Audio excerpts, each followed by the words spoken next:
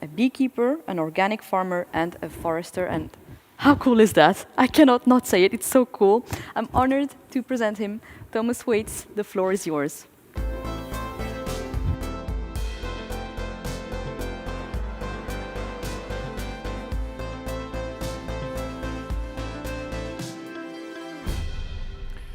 Thank you so much for that kind introduction, and welcome all of you green friends, listeners, viewers, people from across the globe that follow us in this 33rd Council of the European Green Party. So welcome to this panel on biodiversity and climate. And we've heard a lot from ministers, we've heard a lot from MEPs, from vice prime ministers, and maybe future chancellors.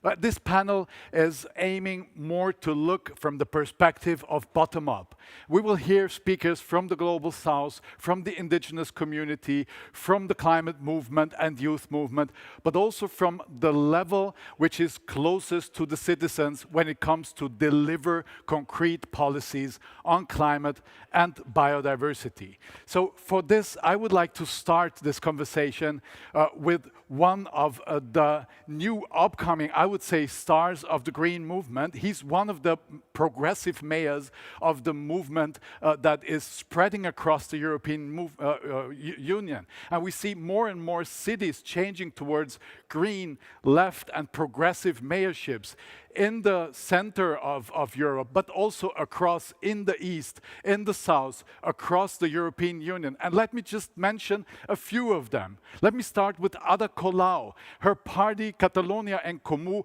has joined the Greens at the very same day as we stand here today. A warm welcome again to the Green family. For Ada, you and all of your party and all of your colleagues that are fighting for a just and green transition. Or let's take Femke Halsema. She's the mayor of Amsterdam and delivering amazing work in already one of the most progressive cities that we used to have in the European Union, but moving it forward and forward and forward. Or Katja Dörner, she's the new mayor of Bonn. I don't know if you've seen the results, the recent results from the German local elections. Amazing. There's several cities that have turned green completely and several mayorships that have been taken over. Or let me mention Eric Piolle. He's the mayor for quite a while already in the city of Grenoble. So wherever we look, there's green movements coming up, even in countries where you wouldn't expect it in the first view. Let's talk about Hungary. What about Gergő Karácsony, the Lord Mayor of Budapest, belonging to a left-green party and representing the progressive movement of European mayors very, very strongly. I heard even that he could be a candidate running against Viktor Orban, and I'm sure if he runs, he will beat Orban and he will get all the support that we can give him. But let me now come to the speaker for the first interview here, who is the mayor of Milano. It is Beppe Sala. He's the mayor since 2014 already, if I'm well informed. He was elected with a center-left coalition. And now, when it comes to re-election, he has decided to join the green sector. And for this, I would like to all of you welcome very much here on stage with me for this interview, unfortunately online, as has been said so often. Let's all welcome together from Italy, from Milano, Beppe Sala. Thank you, Thomas. Good afternoon, everyone. And thank you for the invitation and the knowledge. Thank you. You said bottom-up strategy. I like it. And now it is fundamental to have the contribution and involvement of the citizens. So that is the reason for which it is fundamental, a bottom-up strategy. Welcome so much. You as a mayor, as you deliver on the daily life of citizens, as many and a big chunk of European citizens live in cities, that's actually the level where we need to deliver on the daily lives of citizens. But you also belong to that group of progressive mayors and progressive cities, to the global movement even, which is C40, which has members across the globe, but also to that wave of progressive left and green mayors that take over one big city after the other across the European Union. Please take the floor and tell us a bit how this is going in Milano. Tell us a bit how your work is looking like. Yes, thank you for the presentation, and you said everything. I was first elected in 2016, and the speaker before me told us about the election. I'm running again. The new election in Milan will be mid-October. And it is fundamental for me, of course, and for a good green strategy for my city. Now, to be honest with you, in my past, I have been a top manager in some big Italian companies. Then I moved to public. I became a commissioner, government commissioner for the Universal Exposition for the Expo in 2015. The theme was feeding the planet energy for life. And then through the Expo experience and even more being mayor, I discovered a new reality. And now I am deeply committed. So I believe that cities are fundamental because you know better than me, cities are the place where the challenges are stronger. It's you can see cities as a front line of many of the main problems. Yes, climate change, but also inequalities, gender inequality, poverty, migration, and so on. But cities are also the place where the resources, where you can find the resources. And most important, is the place where the involvement and the commitment of the citizen can change the profile of the city. So what are we doing in Milan? First of all, in 2019, I created a new position of deputy mayor from environmental transformation. And I kept the portfolio to me because I want to give a clear sign of my commitment to the citizen. And it is fundamental to talk with them. It is fundamental to live in the neighborhoods and any single day convince the fellow citizen that we are on the right way. What are doing in Milan? First of all, we are working on the idea to give back public spaces to the citizen. For instance, closing parks or sometimes avoid spaces not devoted to the citizen. And during the COVID, it is fundamental because now we are opening free of charge spaces, the bars and restaurants, and the people stay in the city. Second, urban reforestation. We have a plan to plant over 3 million new trees in 10 years. But also we use any single possibility we have to push any single effort of greening all kinds of surfaces. Then, of course, in a city like Milan, a sustainable mobility is fundamental. We are prolonging metro lines. We are banning diesel cars into the city. We are completely working on the idea of full electrification of our buses. We are working on accessible sharing of any kind of vehicles, bicycles, cars, scooters. And we created a congestion charge and a low emission zone. And that is fundamental because you cannot only push the people to avoid to use their car into the city. You have to give them a different opportunity. And we are working on that. Then energy efficiency. Starting from the social housing, we are addressing the effort to retrofitting buildings and so on. And let me tell you, for me, for Milan, the next generation EU plan and the funds related to that are fundamental. Because to my country, Europe gave more or less 30% of the total effort, and this is an opportunity. So we are suffering for the COVID. Let me remind you, we had more than 6,000 deaths in Milan. It is a tragedy. On the meantime, we have to move to the opportunity to tell the people we must change, and utilizing this fund, we can change the ecological profile of the city. And Beppe, let me ask you, as we also will have speakers from civil society, and we spoke a lot about it already here on the council, also that bottom-up movements, civil initiatives. How are you managing to include the bottom-up movements that also want to change town and that bring good proposals very often, and also the civil society movements that are, I think, of great support for our efforts? What are your programs and strategies to actually use that bottom-up power that is there for our work? How are you integrating that in your work? Well, you see, it is clear that there are parts of the city that are naturally close to us, the young generation, for instance, or the green movement, or people always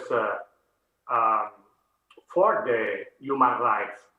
But to modify the situation, you have to involve the people, and the people can understand, because the people now know that any social modification starts from the cities.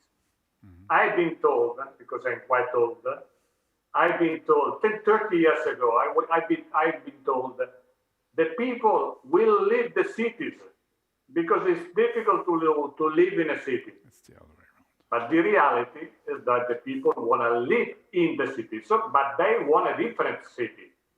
So that is the reason, because you have to involve everyone, and you have to tell the people, I have a short-term plan, a medium-term plan, a long-term plan. So the idea is that you cannot promise them that in a short time you modify the situation. It is losing an opportunity. So there is a natural tendency, even in Italy, and a natural attention to the green attitude, but we have to work. So my simple idea is that we have to start from Milan, because the awareness is increasing in Italy, but it is still far from a political affirmation of the Italian Greens. So that is the reality, and you know better than me. I had a long discussion at the beginning with Philippe Lambert, and then you cannot imagine how many calls and dialogue with Bulatsetsi. But I'm convincing everyone that if we start from a city, from a open international and big city like Milan, then the whole country could imitate. So that is the reason, not only for my election, but we are in a crucial point, because Milan is a sort of incubator of any news in our country. And I'm sure that this will also be the case of the Green Revolution. So that is the reason for which I put myself at the service of this revolution. I signed the Charter of Value, your Charter of Value, for many reasons, and that is the first occasion for me to be with you. But why I decided to sign the charter? Because I find myself in the principle given by the charter, in the political language that expressed the essence of my commitment in Milan. So I will become stronger and stronger being part of this system, and having you in my back or in my front, supporting me. And now it is fundamental to tell the Milanese who are naturally open and international. I'm not inventing some strange or peculiar action. I'm imitating the best things I'm seeing in the other European cities, the best practice. This is fundamental for me. People know what they get with you, Beppe. We know what we get with you, and I'm very proud to welcome you to the green sector. And I think you are of great support also for strengthening the green movement in Italy. I know that there's a big demand for that. There's a lot of dynamic in that in the moment. And I thank you very much for your support that you're giving us in that. And I wish you all the best for your elections. We are supporting you. You can count on us. And we want to see you and for another mayorship for sure. And yes, but to support me means to come to Milan. So I will invite you all to come to Milan when it will be possible. Be ready to receive us. Okay. We will come. I will come personally. So thanks again for joining this conversation, and see you soon in Milano, where we will visit you after you have visited our council now. This is our duty. This is my duty. Thank you very much for that conversation, Beppe, and see you soon, hopefully in physics, in person, in Milano. Thank you so much. Yes, thank you, and many hugs to you. Bye. So, dear listeners, dear Greens, we're moving on from the local level where we deliver daily policies to citizens. We're moving on to broadening our perspective to a global range. We have talked a lot about global climate crisis in the last 2 days. We have talked about biodiversity crisis. We went through resolutions and have voted them today. I think all of our Greens are aware what climate crisis means for us in Europe. But climate knows no borders. And in fact, Europe also has a historical responsibility for the amount of emissions that we have emitted to the global atmosphere. And most suffering of this global warming and the climate change are not primarily European citizens, not up to now, but very much citizens living abroad of Europe, globally, in the global south, in Africa, in South America. It's very much indigenous communities also suffering. But let's start with our first guest from Kenya. I hope the internet connection will do well. It's quite a distance. Our first guest that we are going to primarily listen to, is a very, very powerful and interesting personality. It's a young lady from Kenya. It's Elizabeth Wathuti. She is one of the leading figures of Fridays for Future and the climate movement in Africa. She's a leading figure of the climate movement in Kenya. I just recently heard she will represent the youth of Kenya, also in the pre-COP in Milano. Beppe, just if you're still listening, we're all coming. And she also stems and is part of the organization of, maybe many of you remember, Wangari Maathai and her Green Belt movement. They were literally, and still are literally, planting millions of trees. So real action on the ground. But let me stop there and hand over the stage to Elizabeth Wathuti. Please go ahead and tell the United Greens of Europe your message. Thank you so much, Thomas, and thank you all so much for inviting me to address this forum. My name is Elizabeth Wathuti. I'm an environmentalist and a climate activist from Kenya, and I'm also the founder of Green Generation Initiative and the head of campaigns at Wangari Maathai Foundation. And for me, my activism journey started when I encountered an ecological grief, especially having grown up in the most forested region in Kenya and in a village where we would drink directly from clean streams. So I got to love nature and to connect with nature at a very young age. And every time I looked out through the classroom window, I enjoyed the view of a forest that was called Karema Hill. This was the place where I planted my first tree at the age of 7, and only to come back one day and find several logs and tree stumps to mean that my tree and many other trees had all been cut down. I couldn't really understand why no one appreciated the value of that forest and the value of those trees. So I was so heartbroken and furious, but this anger for me gave me a hunger to want to do something about challenges like deforestation, pollution, and also acting on the climate crisis. It's clear that today's decisions matter because the suffering is already happening.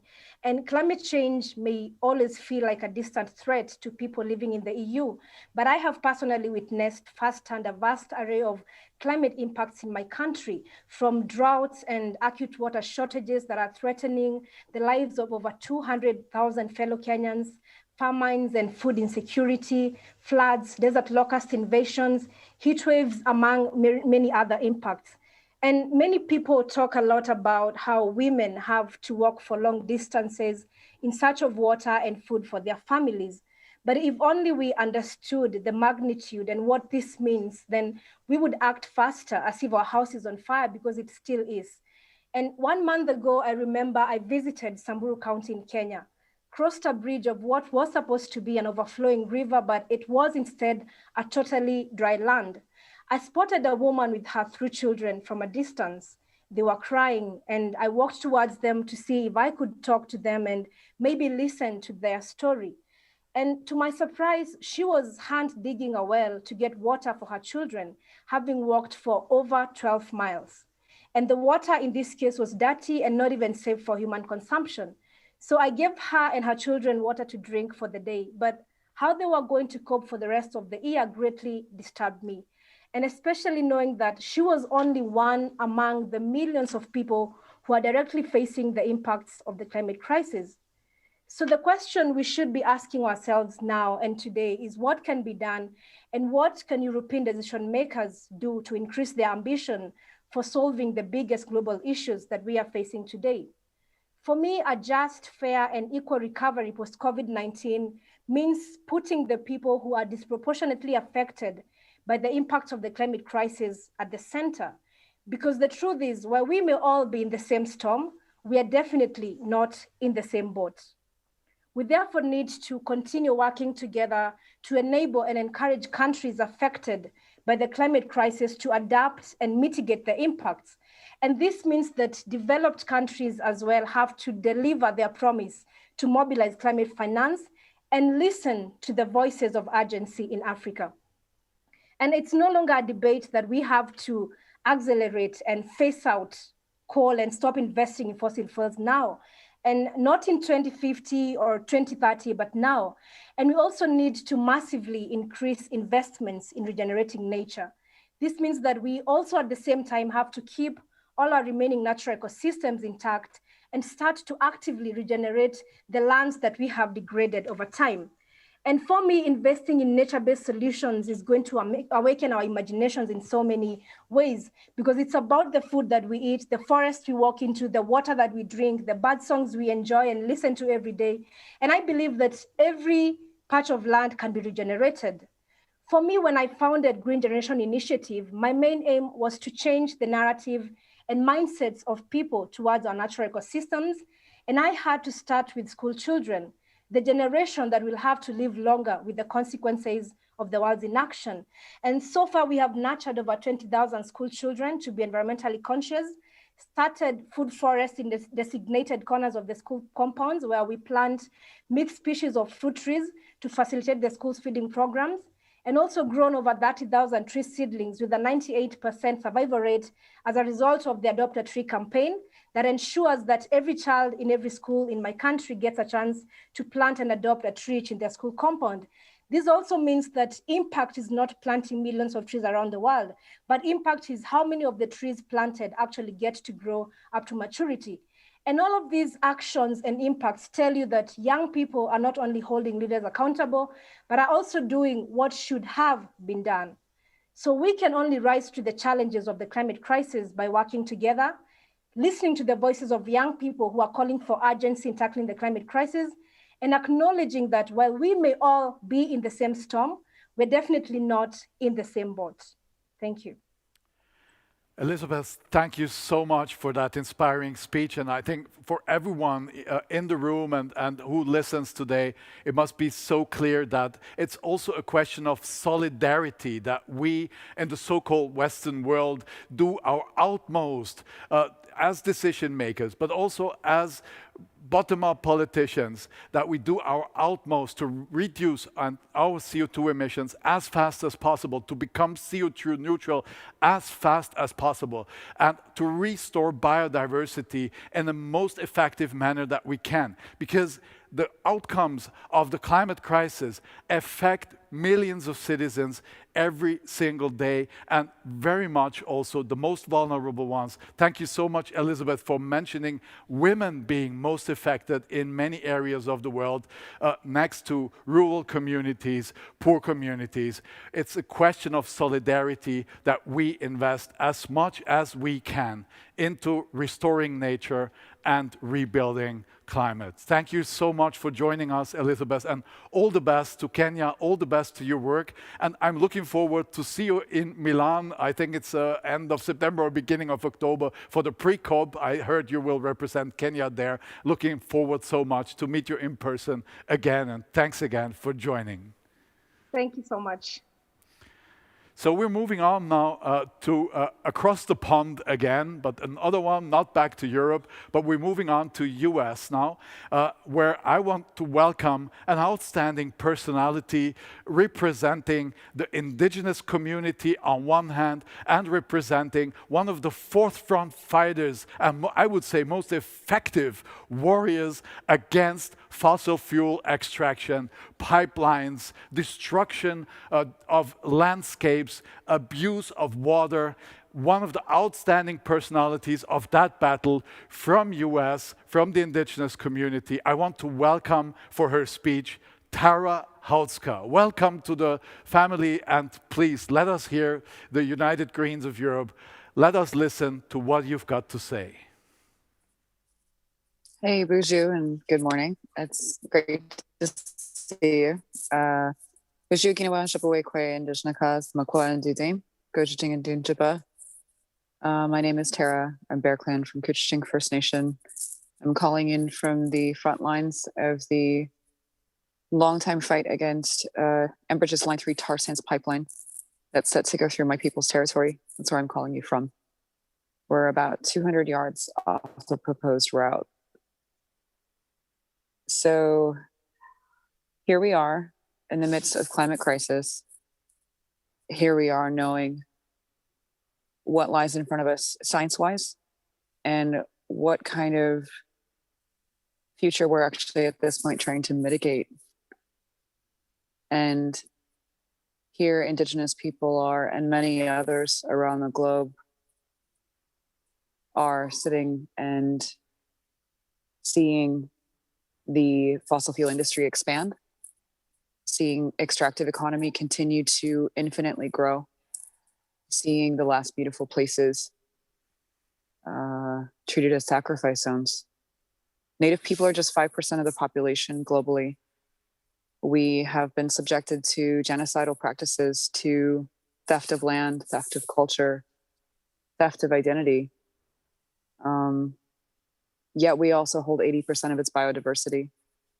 We know and have relationships with the earth and with nature that should be more informative to the rest of the world. Yet when it comes to a lot of these climate making solutions, our voices are absent. We hold that much biodiversity, yet we still seem to be largely relegated to inspirational words and to more like ideals.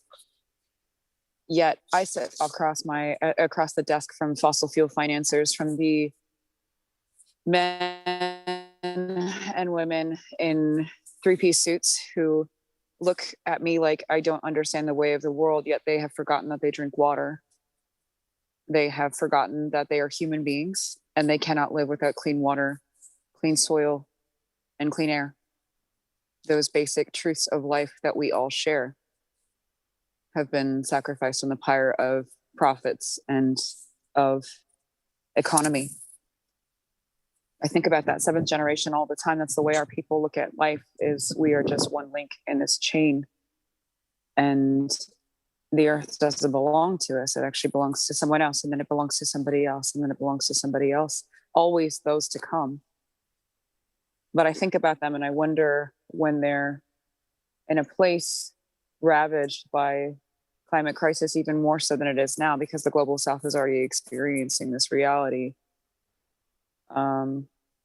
that they'll look back and see the word economy as the justification and the word complacency as the methods used to enact and allow the destruction of the sacred happening all around us.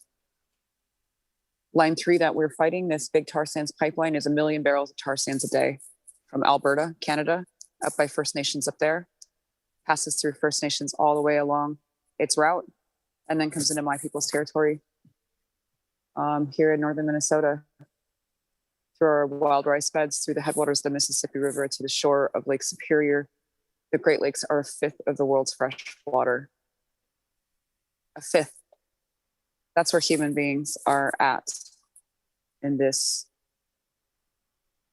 time and place and space in which we know better. So I've been building and growing with a lot of young people.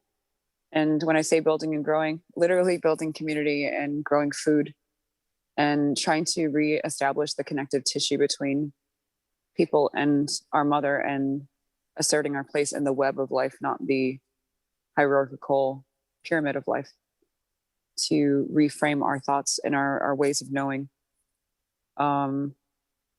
Over the cold winters and during the pandemic, we had over 250 people arrested, chaining themselves to machines, chaining themselves inside the pipelines to each other. I myself was arrested just a month and a half ago, now praying inside of a lodge on the line. We've been shackled, we've been put in dog kennels, we've been strip searched, which is a lot easier treatment than people receive in other places where they're killed for this kind of work. But we continue on, and we've met with the Biden administration, the transition team initially, and now with many, many others within the administration itself, including Gina McCarthy just last week. It seems that they're hearing the message, but we're waiting for the action. And that's kind of been where we're at with the Biden administration generally. He centered himself as the climate president, knowing that that's the biggest issue to young voters, yet whereas the actions, Keystone XL is not enough, you cannot mitigate climate crisis. Dakota Access Pipeline is still running it unlawfully. Spent 6 months of my life out there. And Line 3 is being built through the sacred wild tribal nations Sioux in court, and people chain themselves to the machines. I'm hopeful that we continue to keep the pressure up on the financial institutions, on the elected institutions. It seems that these letters that we send actually sometimes are heard. Some of Biden's staff have been very aware of every last letter sent by elected officials and sometimes celebrities. So it's very important that we keep that drumbeat up and use our voices and use every last bit of power we have to protect the sacred and to stand up for our grandchildren, because that's what we need in this time and this space is bravery and self-sacrifice. So miigwech for the time and for the space. Please be well. Tara, thank you so much. I would so much love to join your protests against the pipeline. I heard that also as a reaction of this mistreatment and harsh treatment, this is actually causing an even bigger mobilization of people coming to your protests. And I believe that we need to invest even more in our global links, in our global cooperation between the different continents, between the different struggles on the different sites. I think you've heard Elizabeth also. I don't know if you know her already or if you know each other. I will put you in contact with each other.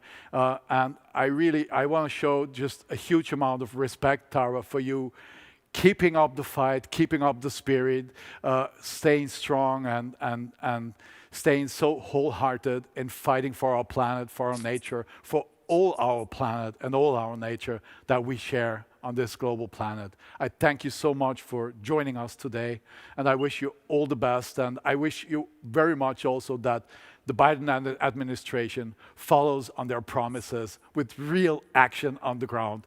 Let's hope that next time we see each other, we can celebrate exactly that. Thank you so much for joining us. Thank you so much for joining us. And we've got to move on now to, in our schedule. Thank you. Still, I see Elizabeth is still with us and watching the panel. So thank you again also, Elizabeth, for joining. And as I said to Tara, I will put you in contact with each other because I think that's key, that the global community against destruction of that planet and destruction of our basis of life, we need to step up the effort there and be united in that battle, and with a lot of solidarity and with a lot of unity. So thanks again a lot for joining us here, and see you soon. So now we're coming to a special pleasure, a person that will join us here live on stage. She is a spoken words artist from Netherlands. She is a person that has a lot to say. She's a person that has an incredible, also, I would say, starting career. I would even call her one of the uprising stars of spoken words artists. Some of you may have heard her on some demonstrations in favor of justice, of climate, of Black Lives Matter, I just got done. of like all these issues. I literally meant I'm starting in 7 minutes. I heard some other voices, doesn't matter. So who I want to introduce now is Zaïre Krieger. She will do a spoken words performance for us to listen to the voice of youth movement, of also justice movement, directly from, I would say, bottom up very clearly. So I will leave the stage now and hand over to Zaïre Krieger. The floor is yours, Zaïre.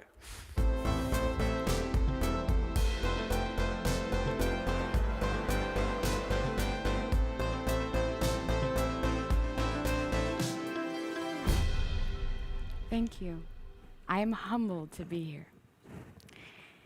Millions of years have built fragile interactions between bees' pollinations and photosynthesis transactions. The systems that support our very life, so complex, have grown, that the collapse of which leaves the damage unknown. Our human part is to halt human greed, to seize our quick wants and safeguard our future needs. They lay their infinite plans on a finite resource, as we lay our finite breaths to an infinite course. Although our hunger for justice is said to be a fire, for drafts and deeds a water form is required. In plans and needs we want to flow ideally, 'cause fire burns out, but water flows freely.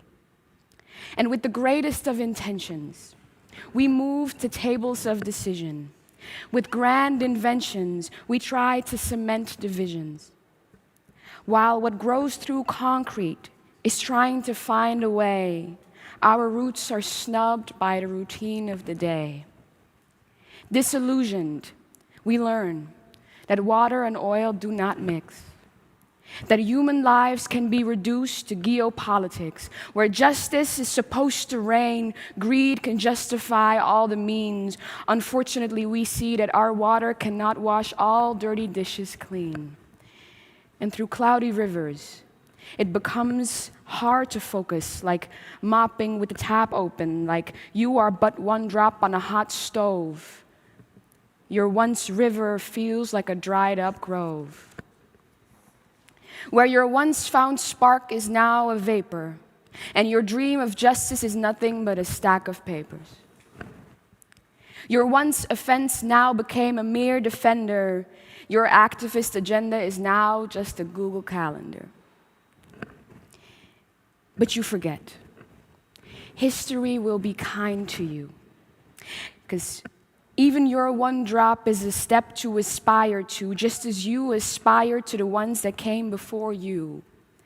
And every word laid down is a flow of someone's activism.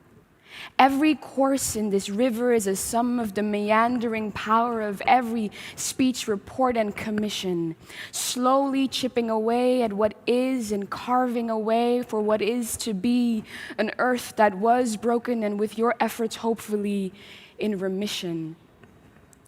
A Google Meet seems not a megaphone on the street, but the framework on your desk safeguards their choice. So what is activism but a multilingual voice? All drops are needed, grassroots and hand-seeded. So let reservations reserve our cynicism for another day. Let resolutions be resolute in paving its waterway. Let all amendments be mending the earth's pathways. If water is plenty, let a dam set energy in motion to allow all seemingly tired drops to become an ocean. Thank you.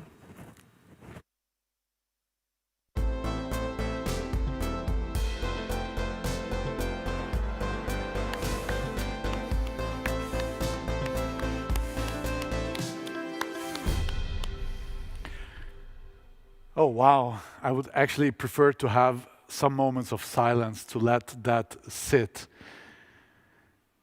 Quite impressive, quite impressive, quite impressive, I must say. Thank you so much, Zaïre Krieger, for this performance. And also thanks to FYG, to our youth organization, for recommending you. This was a very good recommendation. I thank you so much.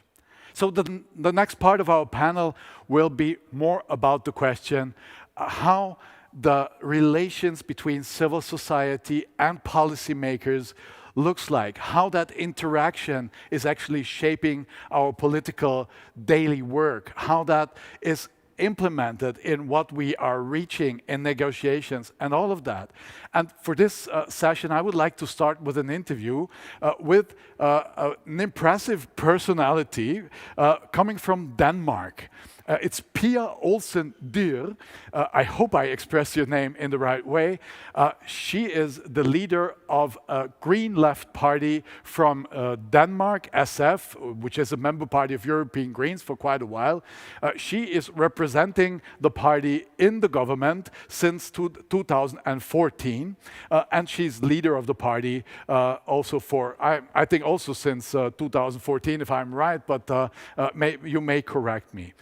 And as far as I'm informed, you are supporting a minority government. So you're not exactly part of the government, but you actually provide the government with majorities whenever you feel that this fits to your green and left agenda. So you're in a very specific role of being somewhere between opposition and government, or in a very interesting position also as a policymaker.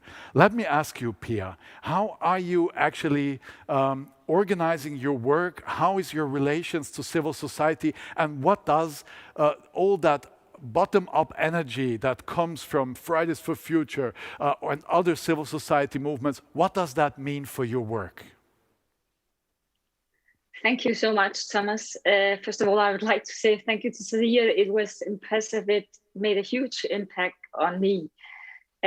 Coming to the discussion on how civil society have an impact on policy making, it is actually a part of my party's history. We started SF back in 1958, so we are an old party compared to many of my green colleagues around Europe. And throughout, especially the 70s, we were in a very close connections with the Green movement, with the women's movement, a civil rights movement. We have a movement, No to Atom Energy in Denmark throughout the 70s. So having this history, being closely connected to the movements, it's also a part of our current policy making, that we make sure that we are participating both in climate demonstrations, talking to the movements, and finally also trying to be their voice into negotiations. It's not always easy because we also have 10 parties in parliament. The government and my party do not have majority, so we have to seek majority from issue to issue. But we do try to be their voice. And we have discussions, for example, in Denmark, when we made the understanding with the government, it went into its seat in 2019. And we made an understanding at that point that Denmark should set a target on reducing CO2 emissions with 70% in 2030, and we should have a climate law. And we decided on that after half a year throughout Parliament, having huge discussions. But I would say it would have been impossible to put this understanding in the paper with the government without the movement outside. Actually, we were standing on there. They were holding our backs in the negotiations. Without them, it would have been impossible, because there was so many Danes participating in the streets, not only Fridays for Future, not only young students, school children, actually also adults. And we have Margrethe Auken, who's sitting in the European movement, who said to me, well, we also have to be grandparents fighting for the young generation. And we actually saw that in the street, which meant we had a population backing us inside negotiations. And I would say it wasn't easy, especially not with a social democratic government who are not in their DNA green. We have to help them every time. Sometimes more than help them, threat them, push them. But we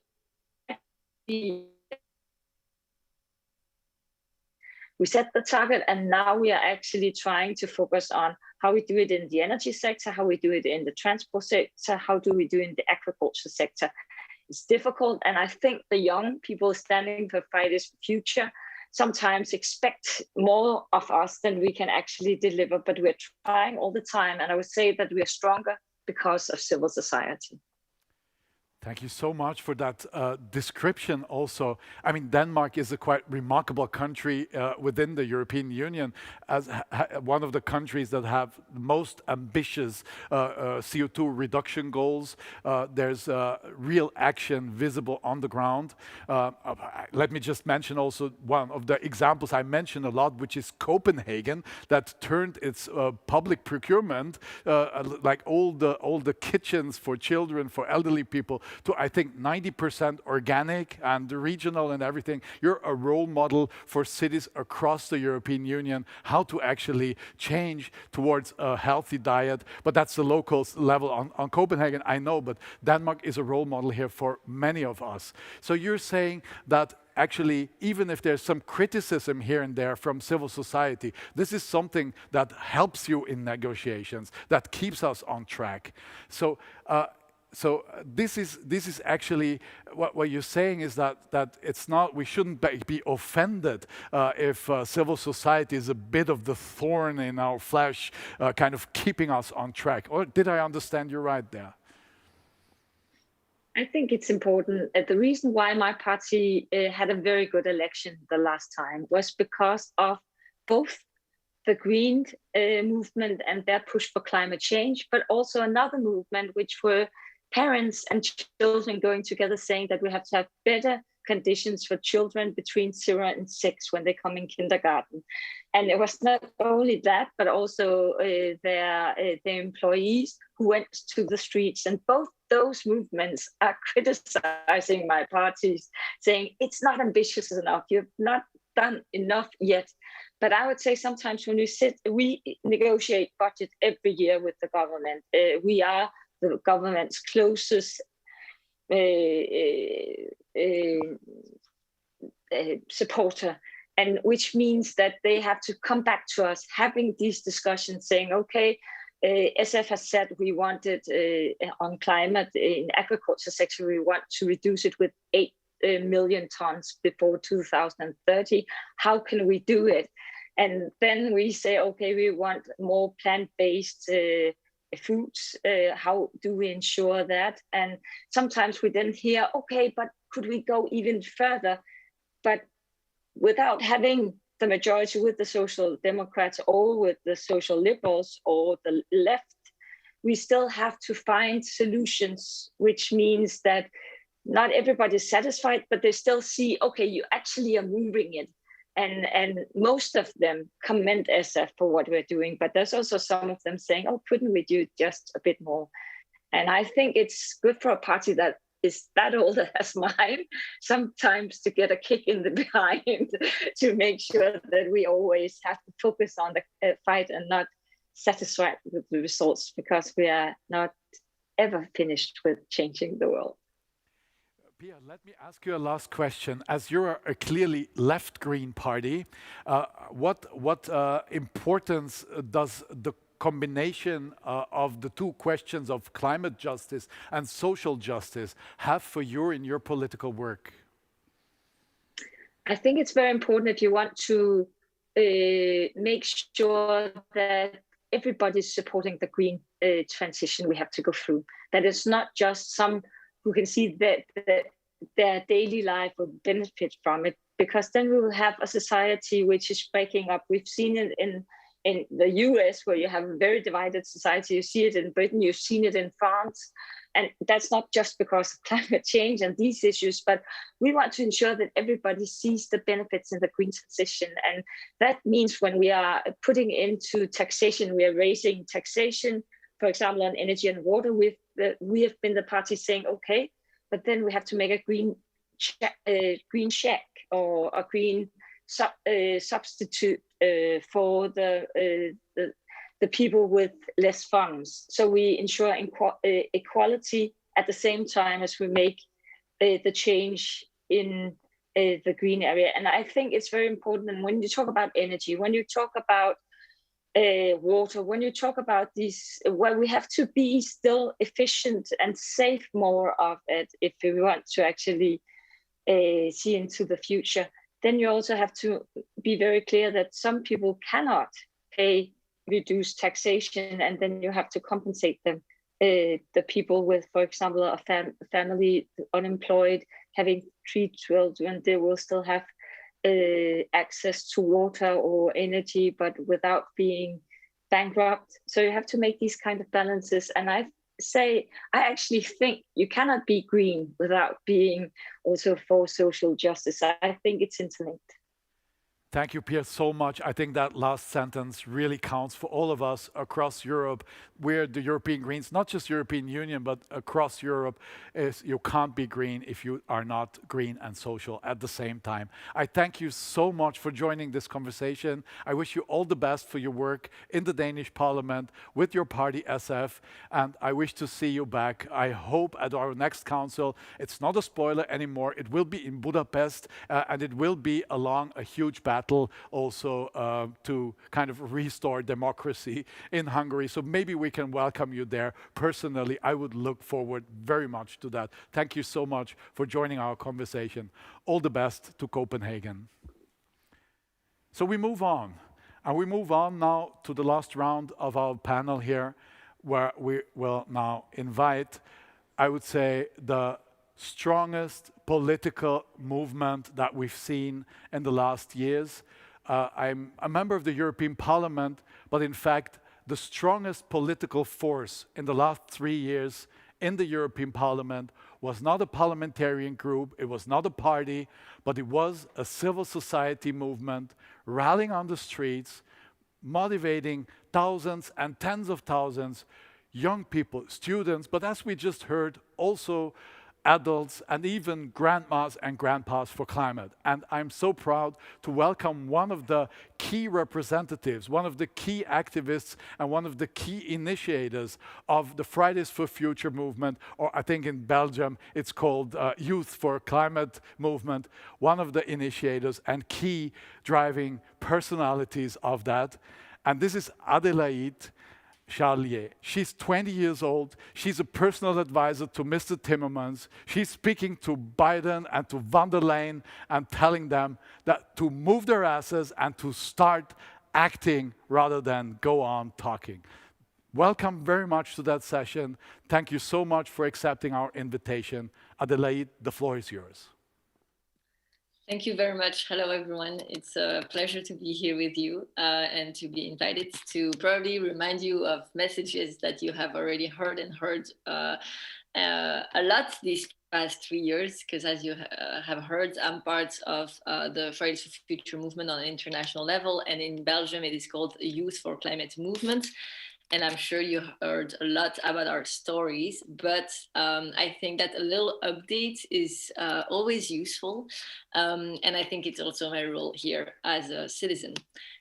You probably heard, and it was also mentioned just before, that these past 3 years, millions of youth have marched in thousands of cities around the world, occupied parliaments and ministries, and some activists, including me, have actually crossed the Atlantic Ocean by boat, to have this goal of actually reaching COP25, but we did not reach it because it changed to Madrid, but that's another story. Anyways, we are doing crazy adventures, crazy actions to remind again and to remind citizens, but as well, and most importantly, political leaders about the climate emergency, and putting it really at the center of public, but also political debates.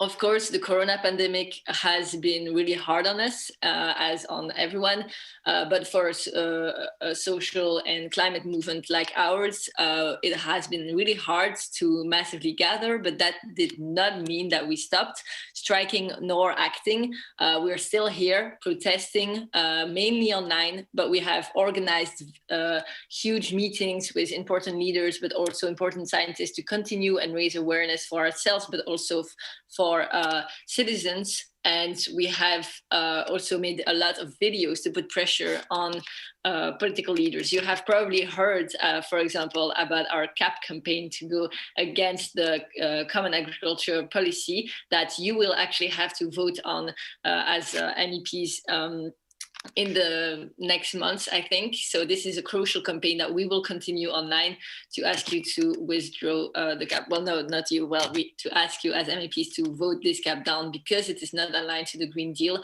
and it still doesn't make sense to continue with such intensive agriculture in today's society. To continue this pressure, for example, personally, with 3 other activists, Greta Thunberg, Louisa Neubar, and Anuna de Wever, we wrote an open letter to European leaders, so as well also as you guys here present. We following that letter that actually asked European leaders to face the climate emergency as an emergency. We had a chance to meet political leaders like Angela Merkel or Ursula von der Leyen or our Prime Minister here in Belgium, which was key moments again to keep that pressure and make sure that the messages that we passed in the streets is now still passing through for these political leaders. So we have been marching to show our determination. We have been shouting to show the emergency, and we have been dialoguing to say that we need a change of attitude. And the Youth for Climate denounced political inaction facing realities of the planet suffering from biodiversity, degradation, ocean acidity, the already visible consequences of global warming. And well, if this planet could survive all of this, we humans can't. So it is always a good reminder to tell ourselves that our planet has limited resources. It is always a good reminder that with today's targets, even if it has changed and we have seen political change in the past years, we are not where we have to be if you want to keep your promise on the Paris agreements. And so we as citizens and me as a climate activist, we will keep putting pressure on political leaders because we need, first of all, these political leaders to stick to their agreement, stick to the fact that they signed a Paris agreement, but also to save and still save already people that are already facing the consequences of climate change. So it is crucial for us to realize that it is today a real privilege, for example, me as a young Belgian activist, to not see yet big consequences of the climate crisis. So it is present, and we should be talking about climate as much as we talk about COVID today. That's also a media responsibility. We all have our responsibility, and we really have to not forget about it.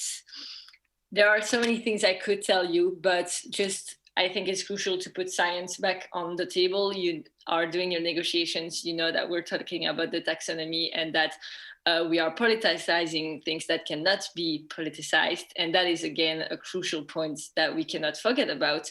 So if sometimes being stuck in the parliament is hard, maybe go out in the streets and look at citizens in the eyes and don't forget that you are doing this for them and for people who are already affected. And most importantly, when you see citizens going in the streets, I know that it can help to put pressure inside the parliament, but don't forget that this is not normal, that people strike for now more than 3 years. And I have missed class every Friday for 3 years, and I am struggling with my studies, even though it's going through. But it's also, of course, not okay for citizens to be pressuring so much just to save life, and because citizens are choosing life over money. And I think more politicians should be starting to do that. Thank you. Thank you so much, Adélaïde. Well, I think this was a clear call to all of us Greens.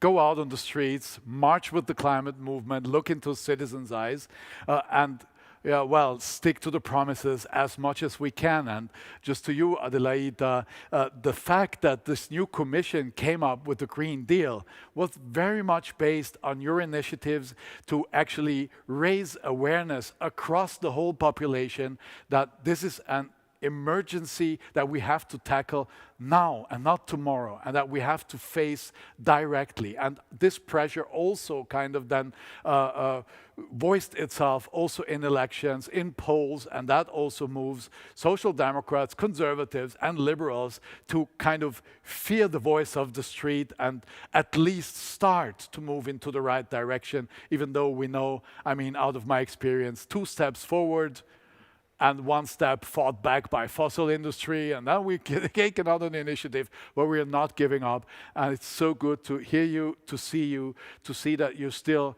sticking on to your activities, mobilization, even though I respect very much what you also sacrifice for that, for yourself, for your generation, for all of us at the end of the day. So big respect, a big shout out for that. And thank you so much for joining us for now.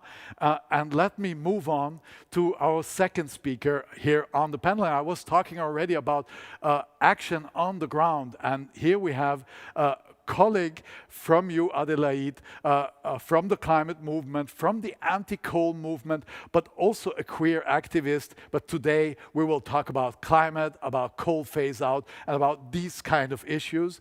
It is Nyke Slawik. She's 27 years old. She is from North Rhine-Westphalia. You know, I would say one of the biggest coal holes that we have in the European Union. And she is very much still rooted in the activist area, but if I may announce that, also has run and is running as a candidate for the German Bundestag on the list of the German Greens. So having half a foot in politics already. Let me welcome you very much, Nyke Slawik. The floor is yours. Hello, everyone. Hello, Thomas. Thank you very much. I'm so deeply humbled today to be able to speak alongside all of these amazing activists from all over the world. Yes, I'm Nyke Slawik, and as you already said, Thomas, I'm from North Rhine-Westphalia, from the Cologne region, which is, I think, one of the most densely populated areas in Europe, and also a very industrial region. So I think one of the biggest issues we have in politics right now and in our society is that what many politicians have said in the last years is that we have to change the way we live our lives. We have to make certain different choices in our lifestyle, eat healthier, be more aware what we consume. And while all of this is true, what I can do as a citizen with what I buy and in my individual choices is actually very limited, because in most European countries, our base consumption, our base emissions of CO2 is already so high because of the way we produce our energy, because of the way our industries are designed. And this is very, very obvious in the region where I live, because we've had coal industry for actually centuries. And in the last decades, hundreds of thousands of people have actually lost their homes because of coal mining, because their villages were demolished just to get to the lignite, to the coal. And right now there's so many people who are like in the last remaining villages around this area who are organizing, who are saying we are in the midst of a climate crisis, we really have to exit coal. This is very, very, very time pressuring thing to do, because actually we have 2 of the 10 biggest sources of CO2 in the European Union. Place 2 and 3 of those 10 biggest CO2 sources are actually coal power plants from North Rhine-Westphalia. So, and for many people in Germany, it became very obvious in 2018 when we have this forest in our region, which is called Hambacher Forest. And a lot of activists have been living there for years. So they have been there before 2018, but in 2018, the state wanted to finally evict all of the activists from the forest and basically tear down the forest in order to enlarge the coal mine and to get to the coal underneath of the forest. And because of the evictions and then the pictures in German media of environmental activists living in tree houses, being torn down from the trees, being taken out of the forest, this is something that really made a lot of people change their minds about how we actually consume energy. And when people finally saw what is actually happening to our nature. So this is the point I want to make, that we really need the activists to show us what is actually happening, what we are doing to the environment. And without the activists who have been there for many, many years, we probably wouldn't be where we are right now in the question of coal phase out. And another big topic for us as a movement right now is the building of new motorways, because actually right now the German state is still planning to build 850 kilometers of new motorways until 2030. 2 of them actually in my hometown in Leverkusen, right next to Cologne. And we're trying to mobilize people in order to say we cannot take all of these billions of euros to invest in more streets in the midst of a climate crisis. And we really need to change that and invest in clean mobility and not in new motorways. So last point I want to make is we've had a very historical decision by the Supreme Court in Germany, Bundesverfassungsgericht, where several young Fridays for Future activists, climate activists, actually sued the German state because of its failure to deliver on climate policies, and they won. So basically the Supreme Court ruled that it is the right of the future generations to still enjoy our planet, to still enjoy the rights of freedom. And in order to secure the freedom of the future generations, we have to deliver on climate policies now. And I think this is something that makes me and many other young activists very hopeful. I think this might actually change the rule of law in Germany a lot, potentially.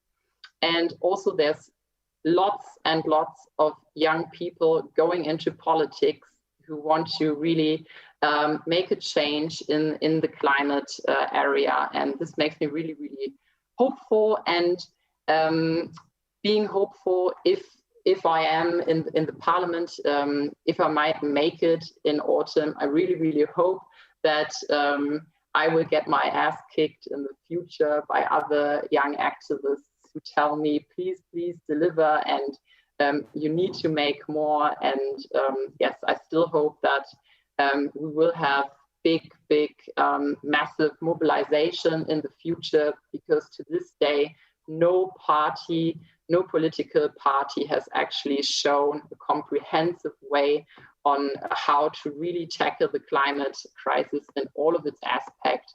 So we will need way more pressure from the civil societies in future as well. Thank you so much, Nyke. And what a success, actually, that you reached in Karlsruhe.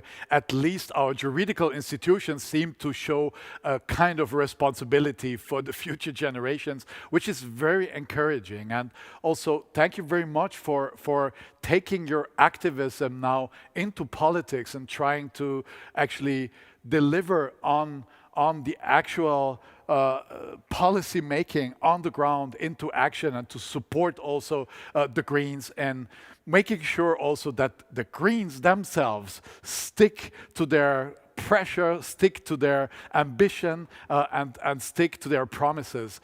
Thank you so much for all your activism. I had the honor to join 2018 at Hambach Forest when we gathered like 50,000 people, and this was the first time I was there, I must say, but it was a huge gathering, and this was also very encouraging for me. I took a lot of energy back to the parliament from that gathering to see how many people kind of stand behind me, stand behind us in what we're doing in trying to change the political landscape. Thank you so much for joining this conversation.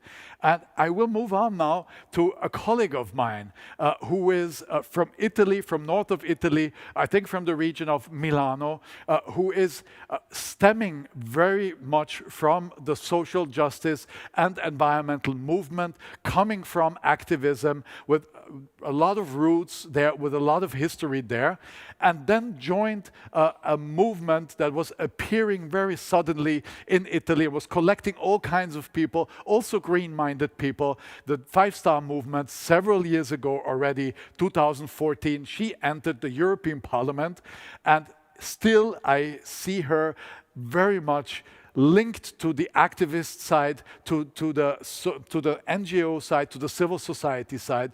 We share a seat in the so-called ANIT committee, where we inquire all the mistreatments of animals on the roads of Europe, on the ships, while animals are transported.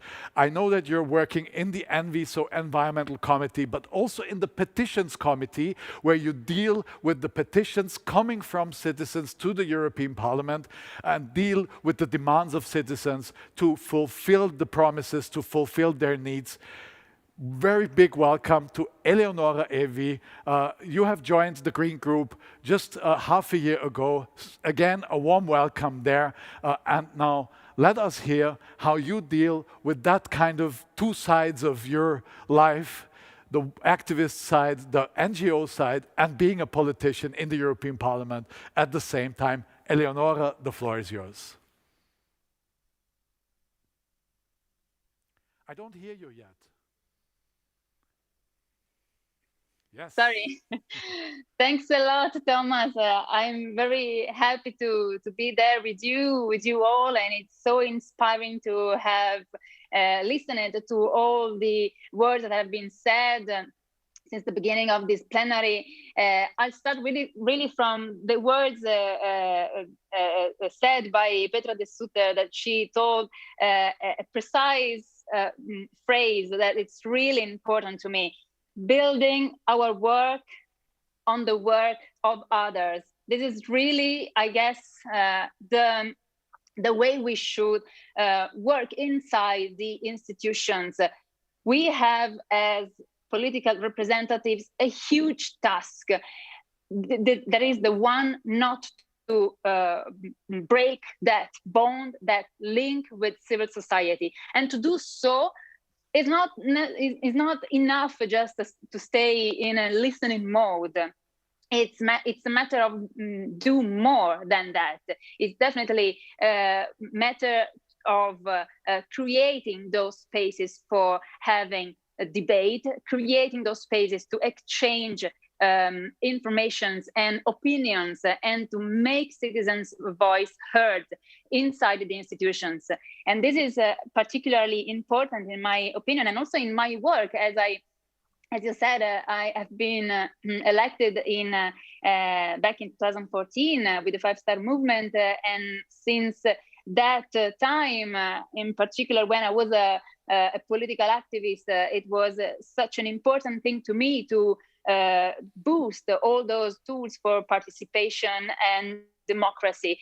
And for example, there has been a huge fight in order to have the referenda in Italy. For example, I want to mention two of them, which is one to say again no to nuclear energy, and another one to say no to the private management of water, which is a common good and should be fully in public hands. And in particular, the nuclear energy referendum was won with a large majority, and it was an important signal. And it is such an important thing that political representatives and government listen to those messages from the citizens. And it is not acceptable that if time pass by and do not take action according to that demands, this is really something wrong. This is really something that we cannot ignore and cannot accept. And I'm saying that because unfortunately at the moment in Italy, there's a revamping of the nuclear energy narrative, like these kind of energy reforms could solve our climate crisis and our and all the crises that we're facing. This is such a really short-sighted position at the moment. So, but I was saying that it was so important to me working on this on the ground. And when I entered the institutions, it was for me an honor and an important task, not only to work on the environmental issues, where I was, and I'm still a member of the ENVI committee, but as you said, also on the petition committee. And I really wanted to mention that because it is so important to have those tools for participation for citizens in order to really guide the way the decisions are taken at the European level. And that's why I've always been working on that committee, and the Green Group, with the Green Groups, I'm doing it also with a newly effort and newly determination. And in my opinion, it is such an important thing that we reinforce those tools. And with these tools, not only with petition, but also with, for example, the European Citizen Initiative tool, which is an important tool that it has been used so far, but not really making it effective, then we really have to make those tools really effective in order to really shape the way Europe take decision, in order to listen to citizens. And with the Greens, we have been working a lot in order to do that, even in the past term. And I think that this really should be the way forward. And by the way, there's good signals of something that is changing, because one of the lately ECIs that has reached and overcome the threshold of the 1 million signatures needed to present the ECI to the European Commission, which is the End of the Cage Age initiative, has been so positive and so massive that really got some positive results also in the European Parliament. We will be voting in the next plenary resolution on that, and hopefully the majority of the European Parliament will call for the end of the use of cages in Europe by 2027. And the European Commission is expected to give a reply soon, and I really hope this is the moment also to advance, to make step forward also in these directions. But the climate crisis is also over there. It's not solved, and it is worse than ever. And we really have to make sure that these kind of participatory tools really are effective and no more empty words, in order to boost the actions by the European institutions and the national governments. Because Nyke was totally right when she was saying that there are still huge problems out there. Too many member states still are financing with public money something that should not be anymore financed.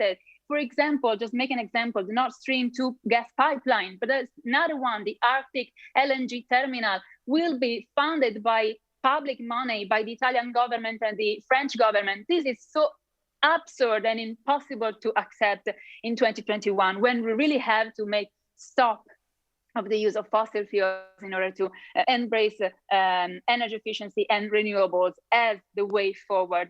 These are the way to solve the climate crisis.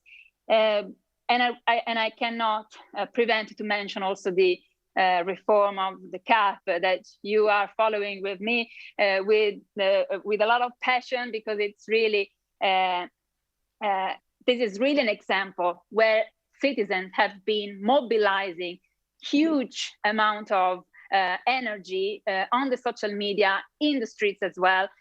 And it is not possible that not only the European Commission is still not hearing enough those requests by the European citizens, but in particular the European Council, so the government.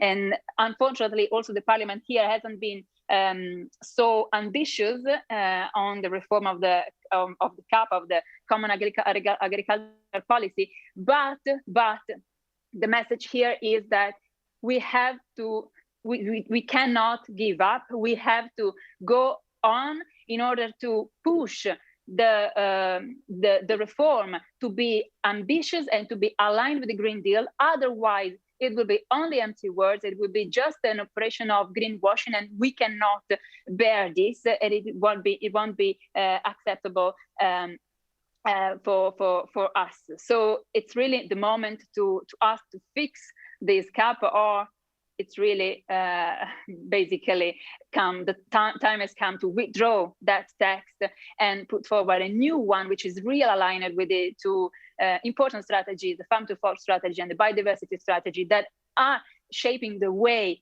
to reach the 2030 objectives in a clearer way. But CAP and so the use of funds has to be directed in this way, and not lie to citizens in just to say in this word.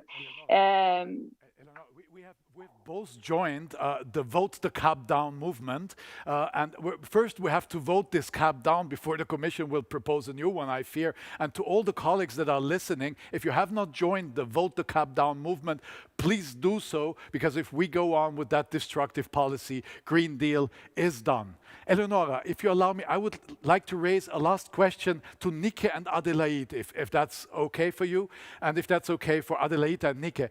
To you both. Look, many of my colleagues, myself, we're in elected positions, we're in government positions, we're in local representation positions, we're negotiating, we're trying our best. It's sometimes difficult.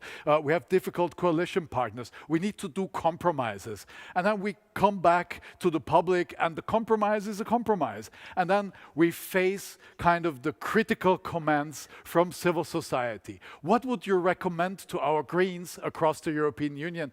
How shall we deal with that? How shall we take that? Shall we feel offended, or what would you recommend us how to deal with that? Maybe we start with Adélaïde.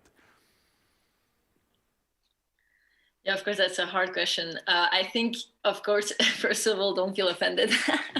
And I think you know it, like as political leaders, you have decided to take a responsibility, and that is not an easy one. And that will mean that you face moments where you will have to do compromise, which is not accepted facing an emergency. So that is a dilemma that also you take when you take the responsibility of being a politician. I think today it's crucial for all politicians in general, to keep fighting for the most ambitious possible policies. It needs to be the less possible, as if no compromises, because it's still talking about science when we talk about at least the climate emergency. And I think one message that needs to pass is really to keep going and really not let go, because there is a civil society movement behind, to keep stepping up the game, because it's still not the right ambitions and still not the right actions, and still lack of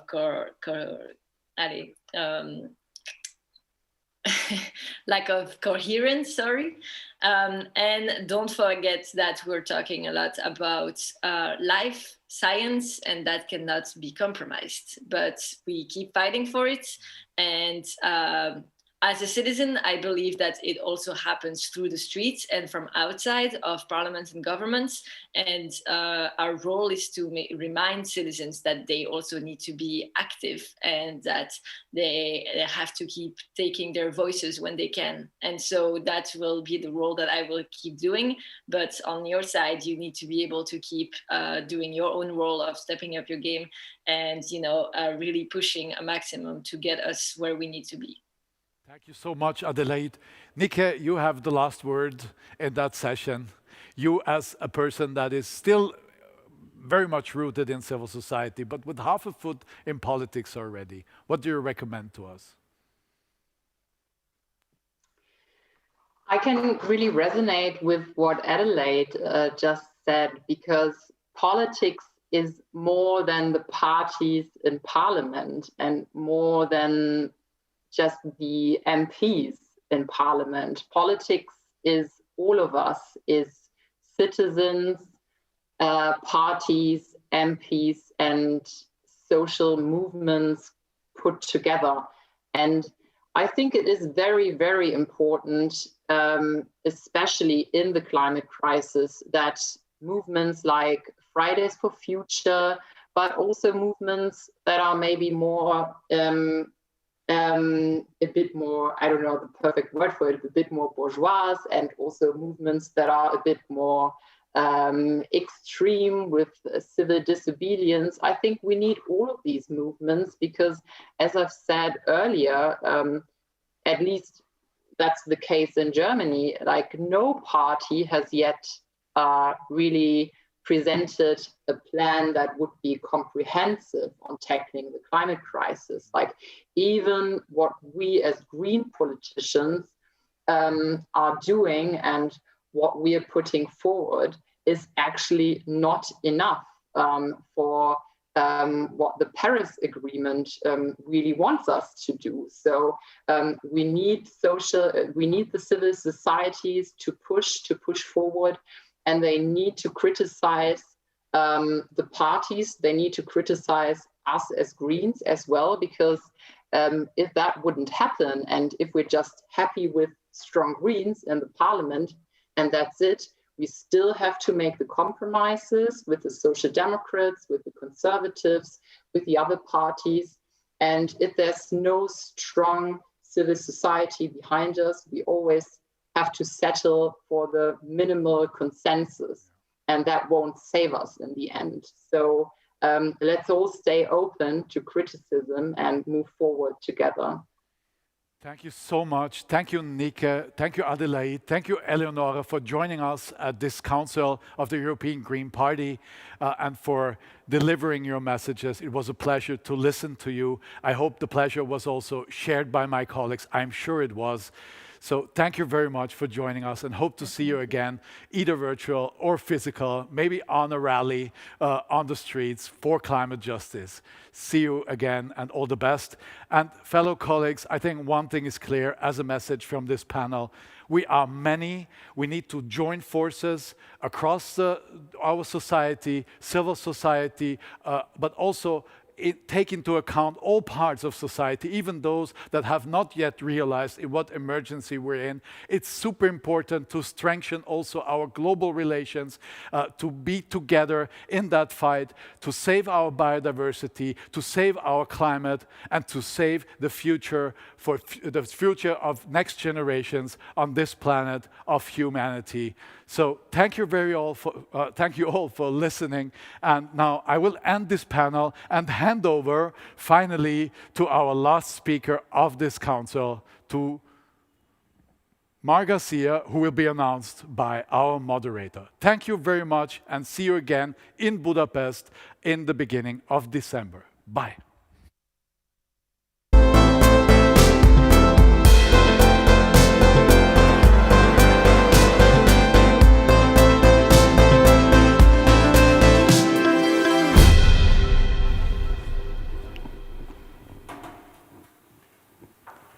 Yes, absolutely right. I will be the one announcing. Maar thank you again, Thomas Waitz, for this amazing and super interesting conversation. Also, thank you to all the speakers who were there with him. You can always see the video again. It's on YouTube and all the social media of the European Green Party. So if you missed something, no stress. It's available to watch later. So now I have the honor to announce the next speaker. She's the Secretary General of the European Greens. She was born in Barcelona, holds a degree in political science, joined ICV, the Catalonian Greens, in 2003. Since then, she has been part of the party international secretariat. Mar also worked in the City Council of Barcelona for 12 years and has been elected as European Green Party committee member in 2012 and is acting as the Secretary General since 2014. Mar Garcia, the floor is yours.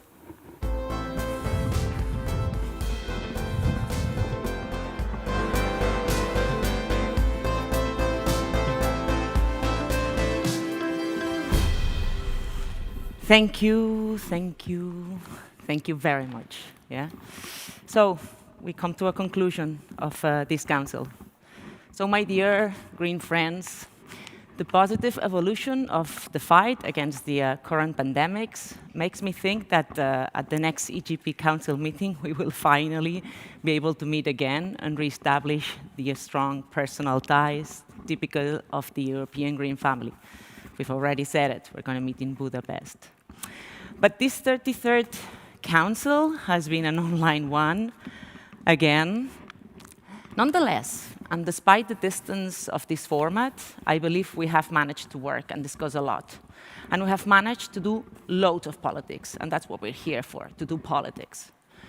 Distance has not prevented us from transmitting our camaraderie, our carrying out our work correctly. I think it's quite the opposite. We've voted on a lot of resolutions. I want to start with thanking the effort of the EGP team in organizing this event. We have been able to define with a high level of consensus the lines of action of the next EGP for this new period. Thank you so much, EGP team. Thank you again for your dedication and for your commitment, your high professionality, but also thank you very much to all of you delegates, and participants for making this council what I believe has been a real success. For me, it's a special council. We welcomed Catalunya en Comú, a party from my place, my party, so I'm also very happy. I want to give them a warm welcome. Benvingudes i benvinguts. Little by little, it seems we are overcoming the most negative effects on people's health of this terrible COVID crisis. I am, of course, referring to those who can afford the vaccines, in fact, Because in this speech, I want us to acknowledge, as we state in our resolution, that we will not be able to come to an end of this pandemic until there is a global solution. And the Global South has also access to the vaccines. Because being healthy is not a right. It's not a privilege. Many and serious are the events that concern us today, A very recent and extremely serious one that I don't want to skip is the hijacking of a commercial airplane caused by the dictatorial government of Belarus. Their goal, what was their goal? To arrest the dissident journalist Roman Protasevich and the social media editor Sofia Sapega. We here, as I feel representing you, that we condemn this act of air piracy, and we also demand the immediate release of both. I also want to take the chance to express our solidarity with the Greens of Belarus and our support for their fight for freedom, because they are doing politics in very difficult conditions. Franco Battiato sang that, yeah? Finché non saremo liberi, torneremo ancora, ancora e ancora. So please feel our warmth, Belarus, because we are with you. My dear friends, I think that there are three big questions that we must answer. The first one is, are we facing the change of a new era? And if so, what are the answers to this new era? What are the challenges that we're going to face? And what should be our priorities in that? Let's explore each of the questions one by one. The first one is, are we facing a new era? To my understanding, yes, we are witnessing the change of an era. And yes, it's true that our societies still continue to suffer health, economic, social, and ecological problems. It is true, geopolitical tensions are still present. Regional conflicts erupt and recur. Pre-existing inequalities have been increased by the pandemic, inequalities between countries and within countries. And our fight against climate change, I believe, has only begun. But nevertheless, I believe we're facing the change of an era. Because beside the recurrent problems, we cannot ignore what has been improved for the better. The presidency Biden-Harris in the US has not only put an end to the conflictive and reactionary mandate of Donald Trump, it has also come with an inclusive and dialoguing internal and external agenda. The new direction of the Biden-Harris administration, of course, will not solve many of the present problems at once, but will open a different and a positive logic for the US and also for the rest of the world. The first example, the US rejoining the Paris Agreement. In the European Union, we can also witness positive changes. Europe has also opened a new stage. Look, in Madrid, in the Spring Council in 2013, we adopted a resolution where we criticized austerity policies. We pointed out that these policies were useless to overcome the crisis that we were facing, remember? And that the social costs that they were bringing were unaffordable. I very much remember, yeah? We claimed social and ecological investment. But today, 8 years later, only 8 years later, in the 33rd Online Council, our resolution on the Recovery and Resilience Facility affirms that the Next Generation EU fund, those 750 billion euros earmarked for recovery funds, is a triumph of European unity and solidarity, a triumph over competition and self-interest. So yes, much still remains to be done. But there is still many unsolved and a lot of contradictions, yeah? And we must watch that the real dangers of reversing this path, yeah? But we cannot deny today that we're talking about a very different European Union than the one that we were in 2013. So the European construction is advancing. For sure, not as fast as we would like. For sure, there is still so many things to do, but surely moving forward, and probably as fast as possible. We've gone from nation states to member states. The national public spheres are more and more Europeanized. Europe is advancing. And then, in this new era, what are the answers to the new challenges? The pandemic has aggravated existing inequalities, but it has also made our shared experience more visible than ever, as well as our vulnerability and interconnectedness. The pandemic has greatly changed people's priorities for the future. In that sense, even Klaus Schwab, yeah, I don't know how to pronounce, but it's the World Economic Forum president. He has dared to affirm that we must overcome neoliberalism in the post-COVID era.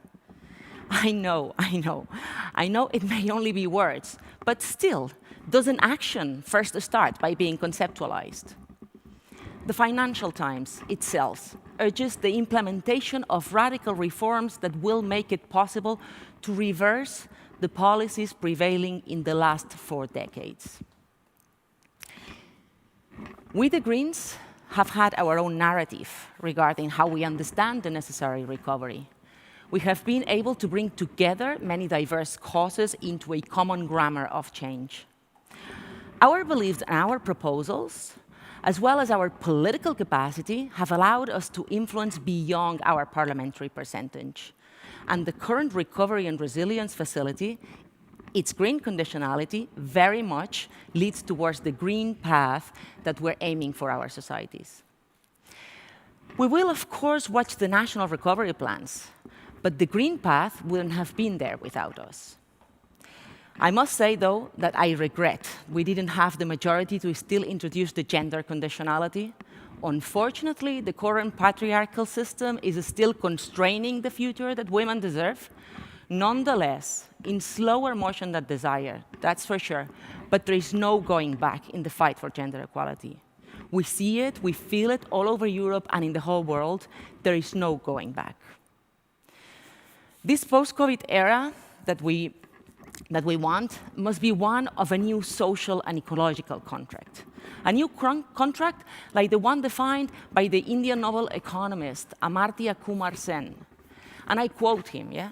A contract that is established not only by the group that are the direct part of that contract, but also with foreigners, with the future generations, and with nature.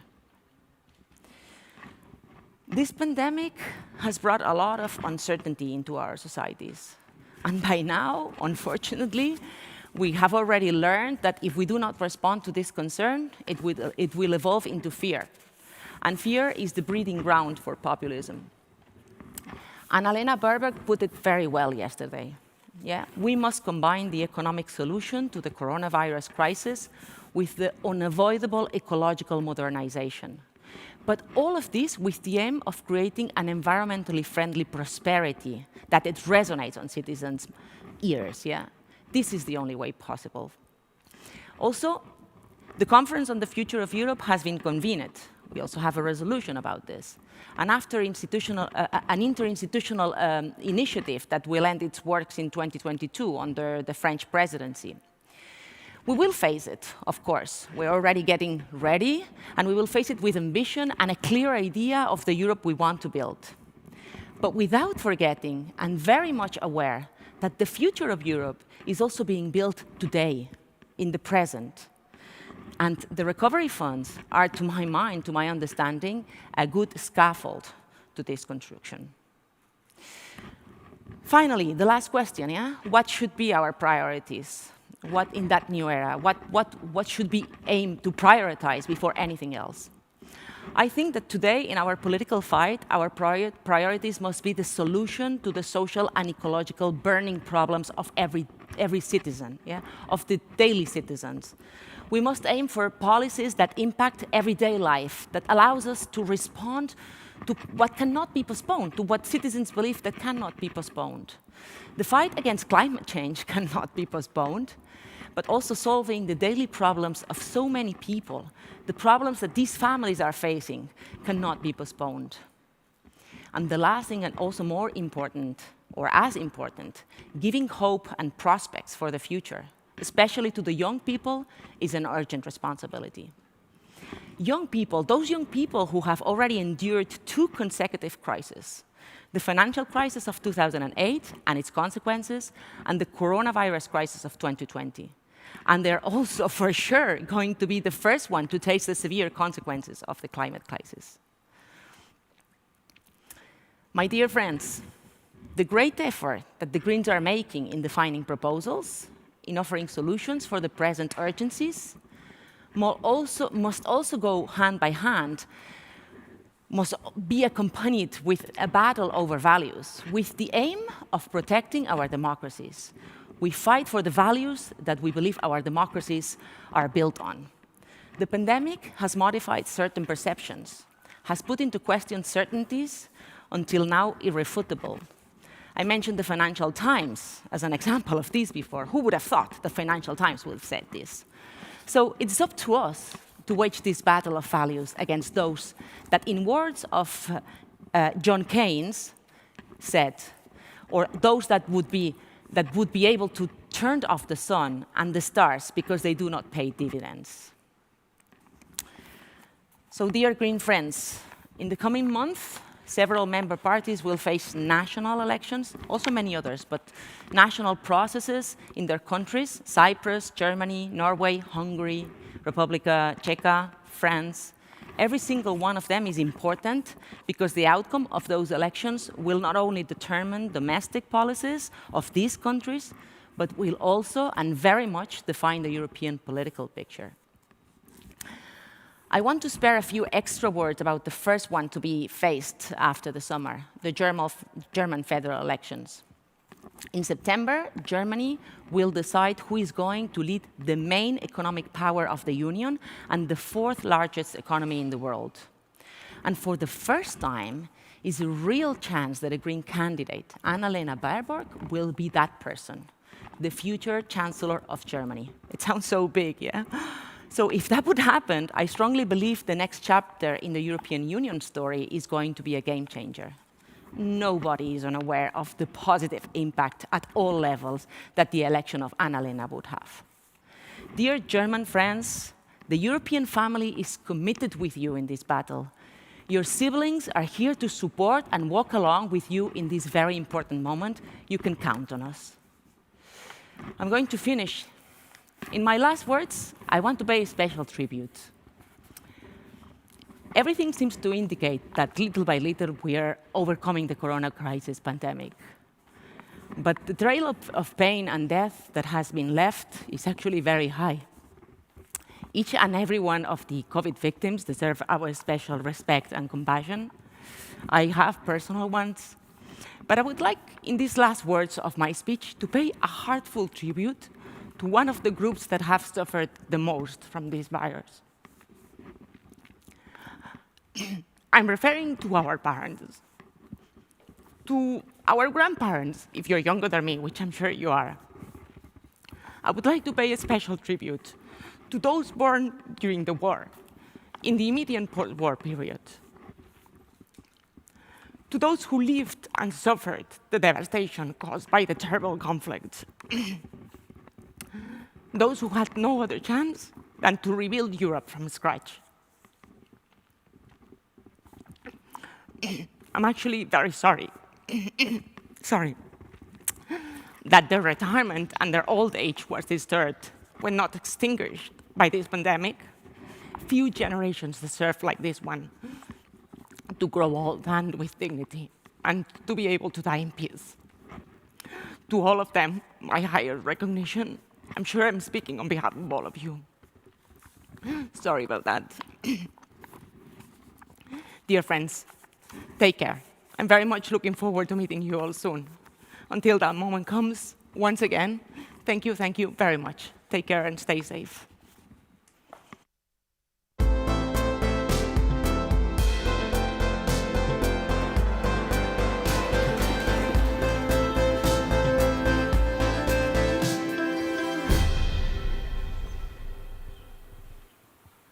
Thank you so much. Thank you, Mar Garcia. This council is online and virtual, but I think we all felt how real this is. Thank you for this realness. And there was a lot of applause here in this room, and I'm sure everybody's applauding through their screens. Thank you for this energy. So this was the closing speech. What a speech for this 33rd council. Let's finish in music. We have a concert of a girl band called Pretty Loud. They are the first Roma girl band. They blend rap, hip-hop and ancestral Roma music also in their dance. They mix like contemporary dance, urban dance and traditional dance. They will perform 3 songs in Romani, Serbian and in English. Their songs are calling for equality between genders, for justice for Roma people, for violence against women and women's rights and many other important topics. We hope everyone had a great time. Thank you for having been here with us these days. Thank you for participating. Don't worry, everything is online. The recordings are online if you want to see them again. It's on the social media, also including the parallel sessions. They will be available for those who were not there when it was streamed. Also, the parallel sessions who were not streamed will be available online and on the website of the European Greens and on SpotMe. And thank you for having me also. And I want to say stay safe, stay healthy, and have fun with the concert. Bye. Hi! We are Pretty Loud, first Roma girl band in the world. I'm Silvia. I am Eva. I am Selma. I am Diana. I am Elma. I'm Zlata.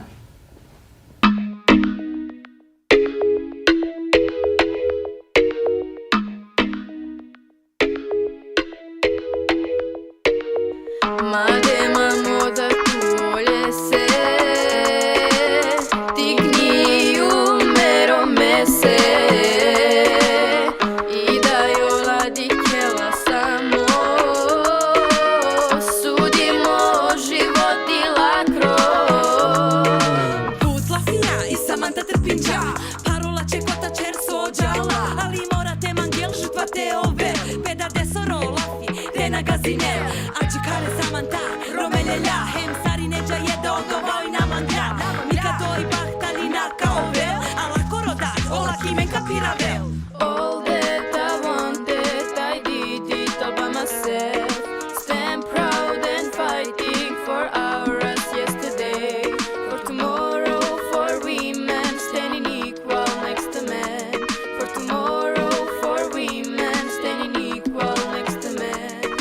I'm a proud gypsy, they don't want me in the club. My skin is different color, so they always walk me out. Don't care about my feelings, my personality, how I rock on the days with my moves so sweet. But I don't wanna fight just to dance the pain away. Come together now, join us in the pain. What? Join us in the pain. Join us in the pain.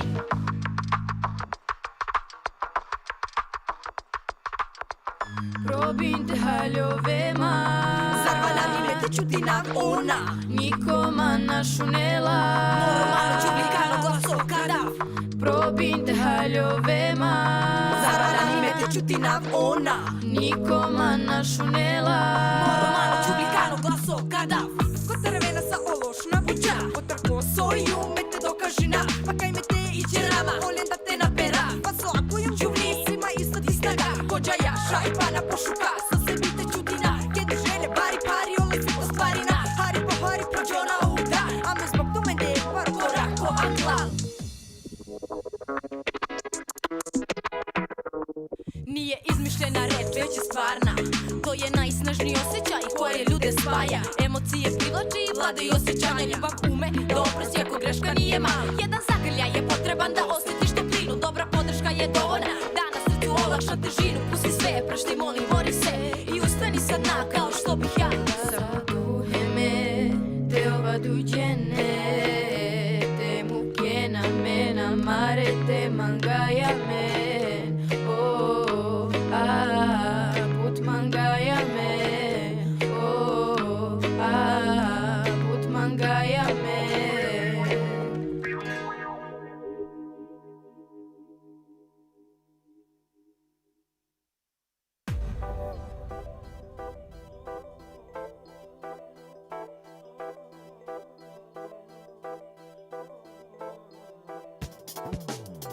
Ale, ale, ale, ale, ale, ale.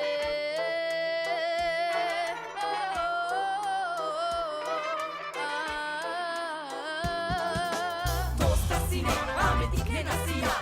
Aljam baš u celo sve to nešto te pena. Ama dosta si ne, ame na kanal. Variljam baš u celo sve to poruka anđa. Dosta si ne, ame dikne na sija. Aljam baš u celo sve to nešto te pena. Ama dosta si ne, ame na kanal. Variljam baš u celo sve to poruka anđa. Dosta si ne, roda hari tolerancija. Baš i amari, celo romani nacija. I amen vajda sijam deo tari civilizacija. Dosta si ne, valja ni emancipacija. Pokleko škole kao vel segregacija. Mene na danane i da išu karameca. Kad pošu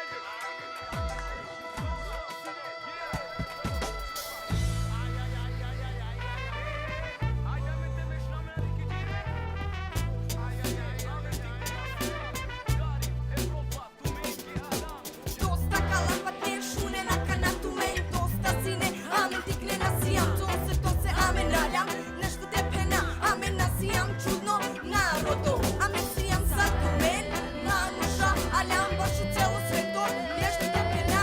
Dosta si ne, naroda je nešto posebno, samo dedike na mesa normalno narodo. Dosta si ne, a me dikne na sija, ali am baš u celo sveto nešto te pena. Ama dosta si ne, a me na kanal varilja, baš u celo sveto poruka anđa. Dosta si ne, a me dikne na sija, ali am baš u celo sveto nešto te pena. Ama dosta si ne, a me na kanal varilja, baš u celo sveto poruka anđa.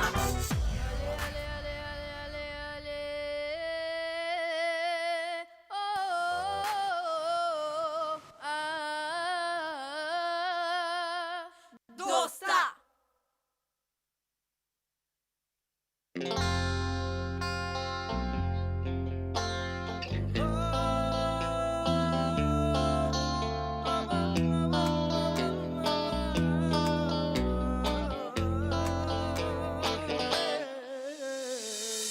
Odevel stvorinja, muša hem džuvlja, sose.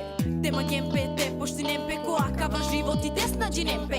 Razlika na ne, zorali hem mi godina, mangava više te ova muči mi. Dosta peli mi ja svi zbog diskriminacija koja primi na kota romuša. Ma te ove jadno, te čere tuđando, te vas letova su promande, hema ko džuvliju me. Ka borinama ravnopravno sartute, iako a me neko dikela verčane. Ma te ove jadno, te čere tuđando, te vas letova su promande, hema ko džuvliju me. Ka borinama ravnopravno sartute, iako a me neko dikela verčane. Glasona i nema, che diclum sar modat, medaglia amarela, sarà košela, sar pištine, Kotarodova dive, kućama je dar, Đelđum ketka vajrova, nešto morate menjina, mog glaso kada, em sakačera, te presteni o nasilje, premalo žuvlja, staj! Đandona i Jana gotova svaltinđan, međana vadan gledero džuvlja i ne palje kolancija, i ne lenđe zabranimo sad i kljum, sad tikni sar modat marela medaja. Ma te ove jadno, te čere tuđando, te vas eto vas upromande. Džuvliju me. Mola finara čujni pe sojum džuvli, sojum džuvli, nas minav te ovav džandi, te uljum džandi ka ova mrdi. Ma te misine da si ume averčane, me borcojum, me ka borinama, a meno džuvlja to vela me namare prava. Ma te ove jadno, te čere tuđando, te vas letova su promande, hema ko džuvliju me. I me ka borinama ravnopravno sartute, iako a me neko dikela verčane. Ma te ove jadno, te vas letova su promande, hema ko džuvliju me. I me ka borinama ravnopravno, ma grešin, le rešin, to problemi su i si tu premalo džuvlja.